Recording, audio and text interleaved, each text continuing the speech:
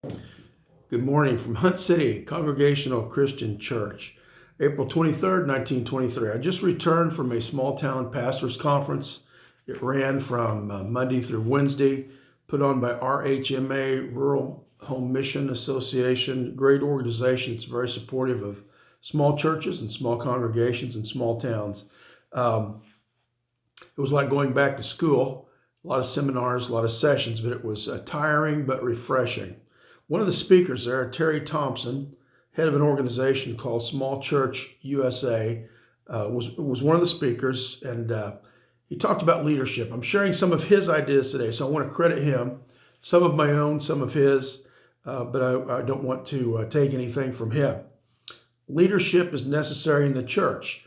Not only the pastor, there needs to be a leadership team. In most cases, in the Bible, and in many churches today, especially churches that are in decline or that have plateaued, the process goes like this, according to Thompson. Crisis leads to urgency. Urgency leads to hope. Hope leads to strategy. Strategy leads to leadership. In Acts 4:33, it says, "And with great power, the apostles gave witness to the resurrection of the Lord Jesus, and great grace was upon them." Through the power of the resurrection. Philippians 3:10 says, "That I may know him and the power of his resurrection and the fellowship of his sufferings, being conformed to his death." The power of the resurrection available to us. We also have fellowship with the sufferings of Christ. If we're his, we're going to suffer as he suffered. The resurrection is the most important event in history. If it happened, it is our hope.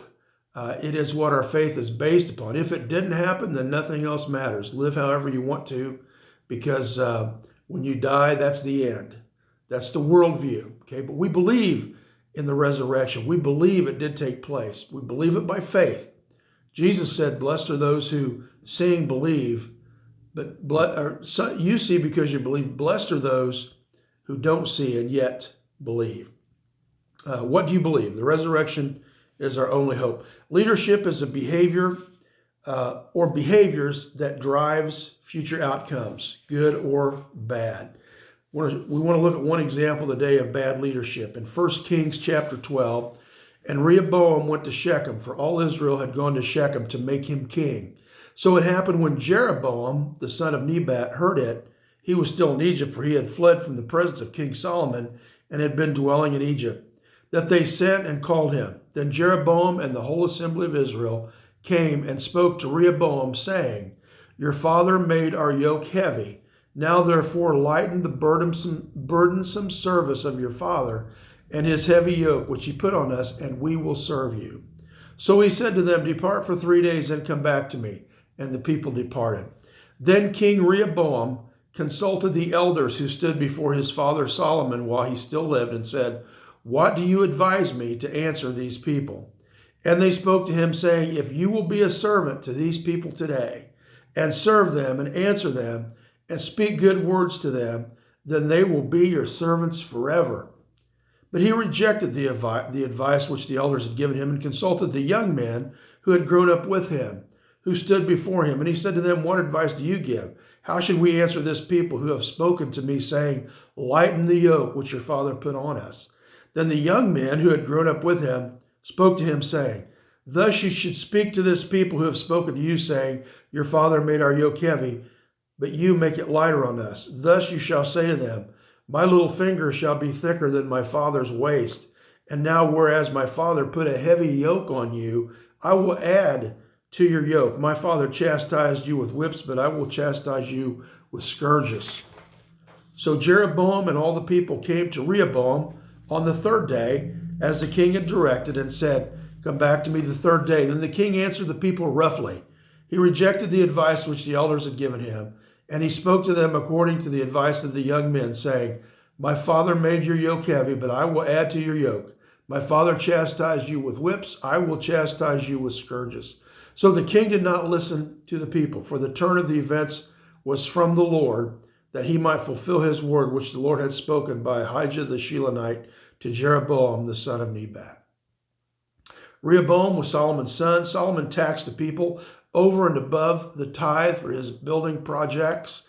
It seems that in his older life, Solomon withdrew from God. We know he had hundreds of wives and concubines, probably not in the best state of mind, this man who was considered the wisest man of all time. Here's just a thought. Maybe he had dementia. Who knows? But in any event, he taxed the people very hard.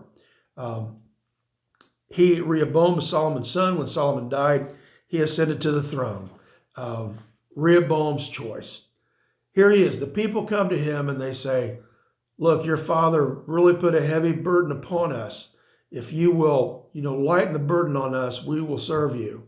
And so he says, let's think about it for 3 days. Come back to me in 3 days. So the people go home. Rehoboam consults first with the elders who had served in his father's court and had seen what Solomon had done and how he had descended from where he once was in the eyes of the people to someone who was practically despised. And the elders said to him, do what the people ask. Be a servant to them. Lighten the yoke on them. Make it easier on them, and they will follow you forever. They will serve you forever, and they will love you. And Rehoboam said, let me think about it. And then the young men who were his own age came in. And this is not saying anything against young people or being young, but they had not been seasoned like the older folks. They had not seen all that had gone on, but they had grown up with Rehoboam. They were young men just as him, and they said, no, don't do that. You tell them, you think my dad was hard on you, I'm going to be twice as hard on you as he was.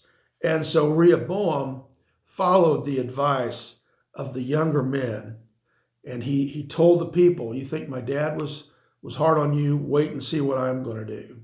So what were the consequences? The consequences were shortly after this, the kingdom of Israel was divided into the northern and southern kingdoms. Rehoboam was the king of the southern kingdom, which included the tribes of Judah and Benjamin, and it was referred to as Judah. And this went from, this division was, I believe, from 924 to 722 BC, 202 years. The northern kingdom, Jeroboam, who served under Solomon, but was not heir to the throne, he was made king of the northern kingdom, which was called Israel, and it was the remaining 10 tribes. Rehoboam's poor leadership and really one bad choice brought about ruin to Israel for years. Then the northern kingdom was taken into captivity by the Assyrians for around 200 years.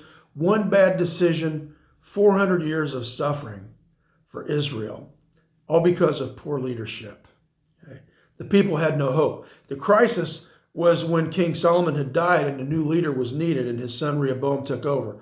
The events reached a time when a sequence of events would affect the trajectory of the future of the nation of Israel. Captain Edward Smith, that name might ring a bell with you. He was the captain of the Titanic. He was the man at the helm. He received 7 advance warnings about ice fields ahead, and he ignored the warnings because the ship was unsinkable. That was not great leadership. If you remember the story of Apollo 13, astronauts on their way to the moon, an oxygen tank exploded, blew away part of the ship, and the words from astronaut James Lovell, the 5 words that he said are remembered by everyone. Houston, we have a problem. The man in charge in mission control there in Houston was a man named Gene Kranz, and he immediately got everyone working together to work the problem. What can we do? It didn't become a mission to the moon anymore. It became a mission to bring the men home safely. And they worked. They worked the problem, and they got the astronauts home safely. They took risks. They made educated guesses and things that they didn't know for sure. And they got the men home.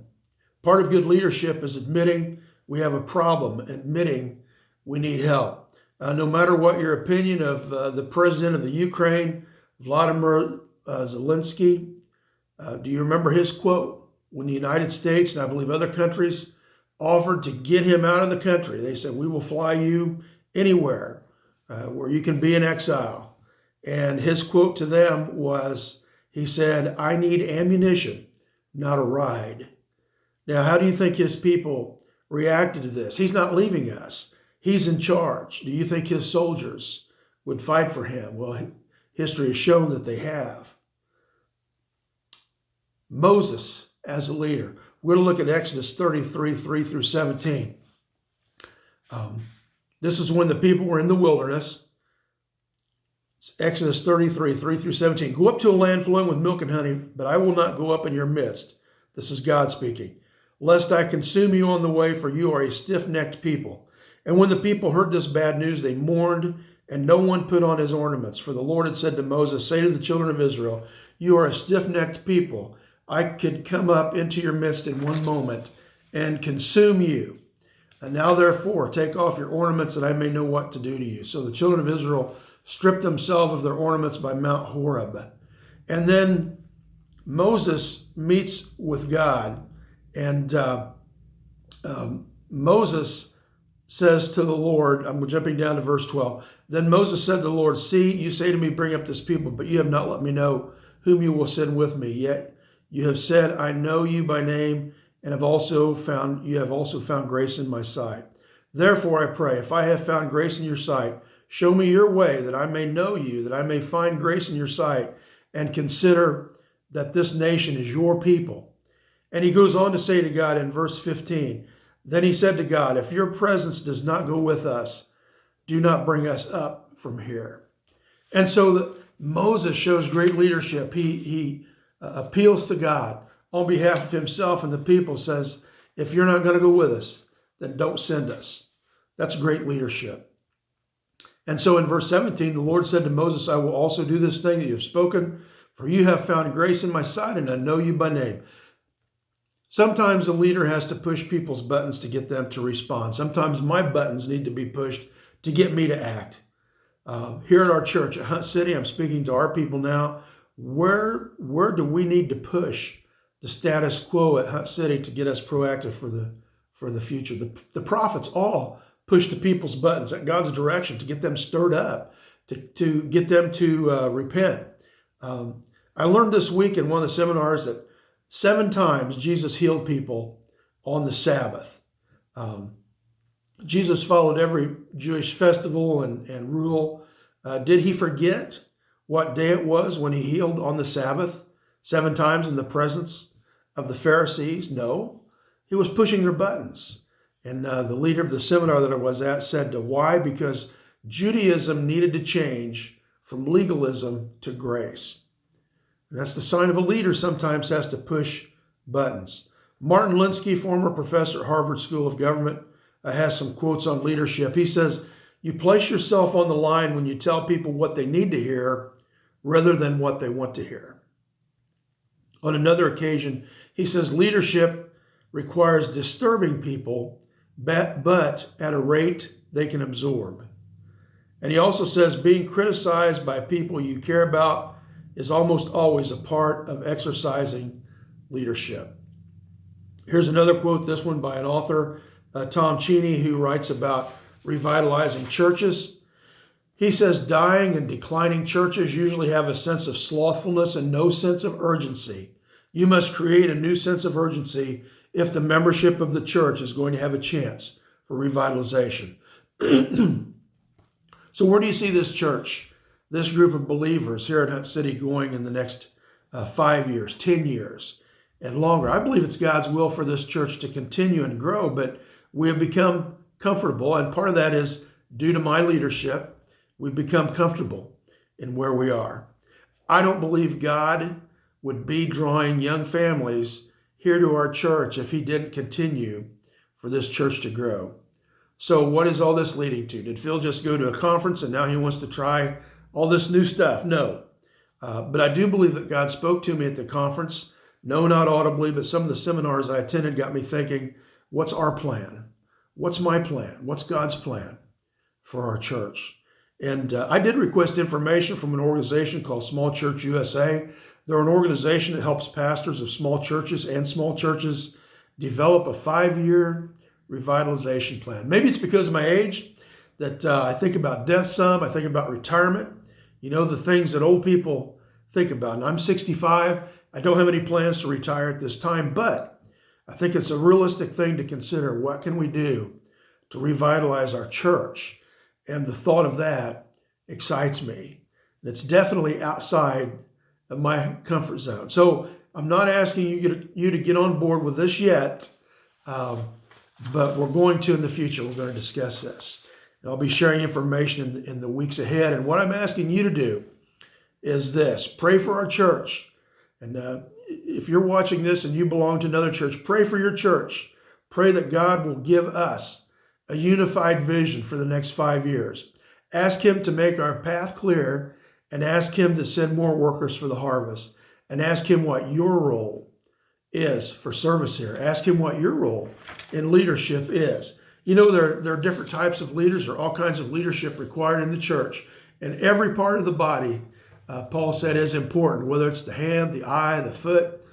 Every part of the body is important, and every part of the body plays a part in the leadership of the church. And we all need to take that more seriously. Hey, God bless you. Hope you have a great day and a great week.